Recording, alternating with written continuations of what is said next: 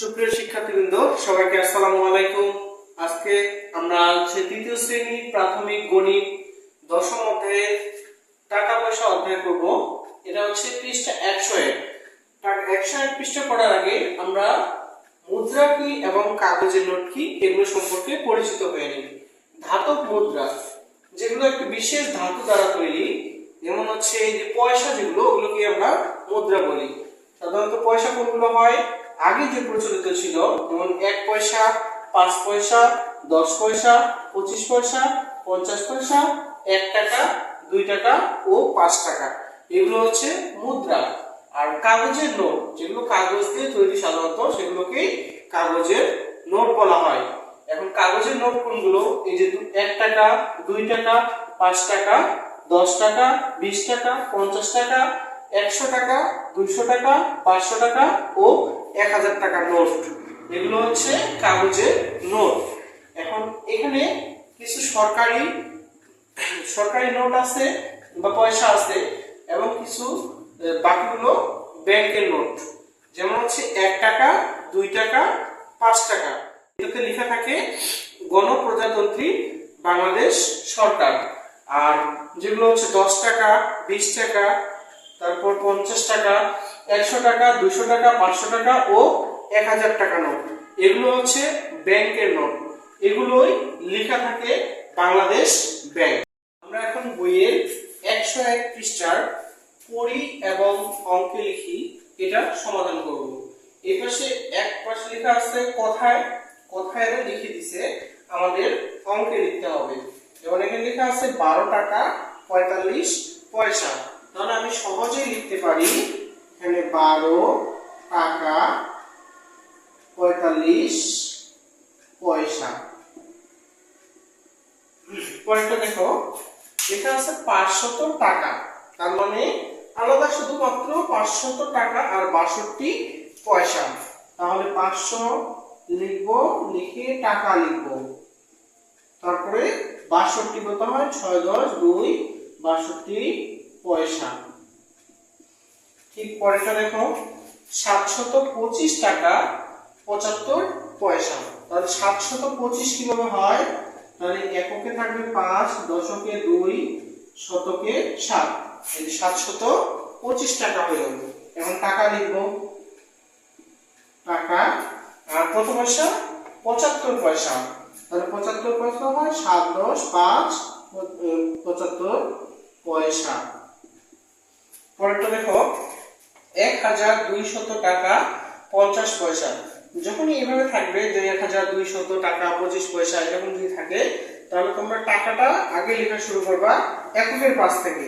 যেমন এখানে বলা আছে 1200 টাকা, তাহলে আমরা এককে দেখো 0, দশকে 0, শতকে 2 কেন লিখলাম? কারণ 200 আছে, আর হাজারের কাছে এখানে 1 দিব।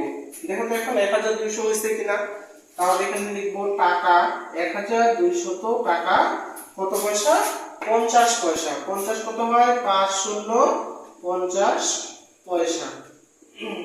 পরেরটা একই নিয়মে সমাধান করব। 955 টাকা। তাহলে 9 তার নাম যদি এইভাবে পাও, তাহলে এককের ঘর থেকে লিখবা টাকাটা।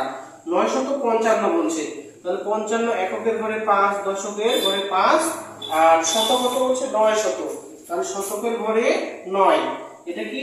টাকা। তাহলে এখানে টাকা লিখবো।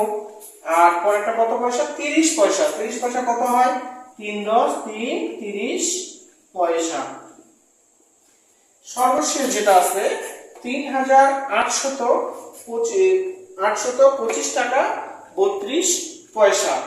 আবার আমরা যদি ওইভাবে যেভাবে শিখে দিলাম এভাবে সমাধান করতে যাই, তাহলে আগে এককের ঘর থেকে লিখবো। কত? এখানে দেখো 3825 টাকা।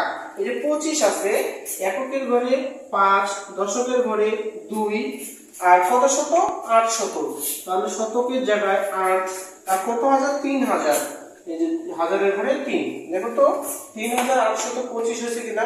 তাহলে এটা লিখে দিব টাকা। আর পরেরটা আছে দেখো কত পয়সা? 32 পয়সা। তার মানে 3 10 2 32 পয়সা। এই যে সহজেই আমরা এটা সমাধান করতে পারলাম। আবার যদি আমরা দেখি 12 টাকা 45 পয়সা, তার মানে দেখো এখানে সংখ্যা লিখলাম 12, টাকা টাকা ছিল টাকা লিখছি, তারপরে 45 পয়সা। পরেরটা দেখো 500 টাকা 62 পয়সা, তার মানে এই যে 500 টাকা আর 62 পয়সা। পরে 700, আবার লক্ষ্য করি সহজভাবে বুঝিয়ে দিচ্ছি আমি আবার। 12 টাকা 45 পয়সা, তার মানে দেখো 12 শুধুমাত্র টাকা, এই জন্য এখানে 12 দিয়ে টাকা লিখছি, 45 পয়সা আছে পয়সা লিখছি। 500 টাকা, এই যে 500 টাকা কত পয়সা 62 পয়সা, এই যে 62 দিয়ে পয়সা লিখছি। পরেরটা 725 টাকা, দেখো তো 725 এককে 5, একক দশক শতক, তার মানে শতকে 7 আর 2 × 5 25 টাকা হয়ে গেল। আর কত পয়সা 75 পয়সা, এই যে 75 পয়সা। পরেরটা 1200 টাকা। আচ্ছা 1200 কত হয় দেখো তো, 1200 এখানে এককে কোনো কিছু নাই, তারপর দশকে কোনো কিছু নাই, আর শতকে বলছে 200, এই কারণে এখানে 2 দিছি। হাজারে কত আছে 1000, এই জন্য এখানে 1 দিছি। তাহলে 1200 তো মিলছে কিনা, তাহলে 1200 টাকা আমার মিলে গেল। কত পয়সা চাইছে এখানে 50 পয়সা, এই জন্য এখানে 50 পয়সা লিখছি। পরেরটা 955 টাকা, দেখো 955 কত হয়, এককের ঘরে 5 আর দশকের ঘরেও 5, কারণ 55 এখানে হয়ে গেল। আর শতকের ঘরে কত আছে 9, এই যে 9 বসিয়ে দিয়েছি। তাহলে দেখো 955 হয়েছে কিনা, 955 টাকা কত পয়সা, এখানে ছিল 30 পয়সা, এই জন্য আমি এখানে লিখছি 30 পয়সা। সর্বশেষ যেটা আছে 3825 টাকা 32 পয়সা।